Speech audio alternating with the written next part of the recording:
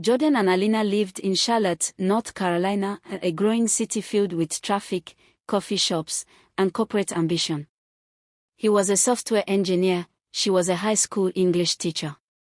They met through a church small group one evening when someone accidentally sat in Jordan's chair and Alina offered him hers with a smile. Their connection deepened over shared Bible studies, honest conversations, and prayer walks in the park.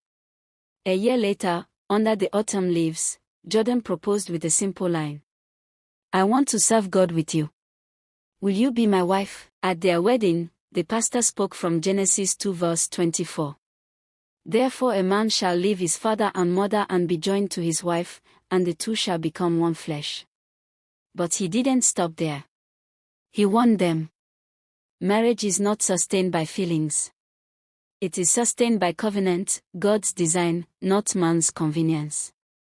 Jordan and Alina said "I do" not just to each other, but to the role God assigned them. Jordan drew his inspiration as written in Ephesians 5 verse 25. Jordan viewed his leadership not as control but Christ-like care. "Husbands, love your wives, just as Christ also loved the church and gave himself for her." When Alina had late nights grading papers, Jordan took over dinner. He created a budget not to limit her, but to provide security. He led their devotional time and made sure prayer was the foundation of their home. He knew that leadership without love is tyranny, and love without truth is chaos. Alina was no passive bystander. She lived out Proverbs 31, not by baking bread from scratch or sewing clothes, but by balancing grace and grit. She was respectful, thoughtful, and strong. When decisions were tough, she didn't sit silent, she spoke with wisdom. She didn't view submission as weakness, but as alignment with God's design. Ephesians 5 verses 22 to 24. Wives, submit yourselves unto your own husbands, as unto the Lord. She encouraged Jordan, not because he was perfect, but because he was hers, and she knew her words could either build or break him. 3 years into their marriage, life got messy. Jordan's company downsized.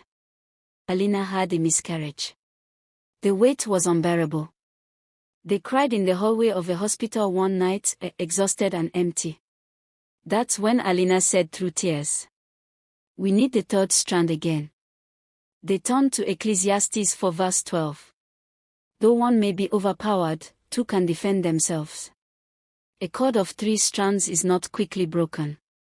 They fasted and prayed. They returned to what grounded them, not podcasts, not opinions, but God's word. Their marriage wasn't rescued by a miracle, but by obedience. Now, years later, Jordan and Alina aren't perfect, but they are united. They mentor engaged couples at church. Their home is open on Sundays for meals and Bible study. Their children know that forgiveness and prayer are daily practices.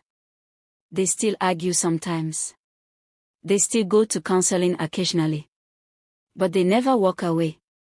Because covenant doesn't break, it bends, heals, and holds. They've come to believe this. Marriage is God's workshop for holiness. Leadership is service, not dominance.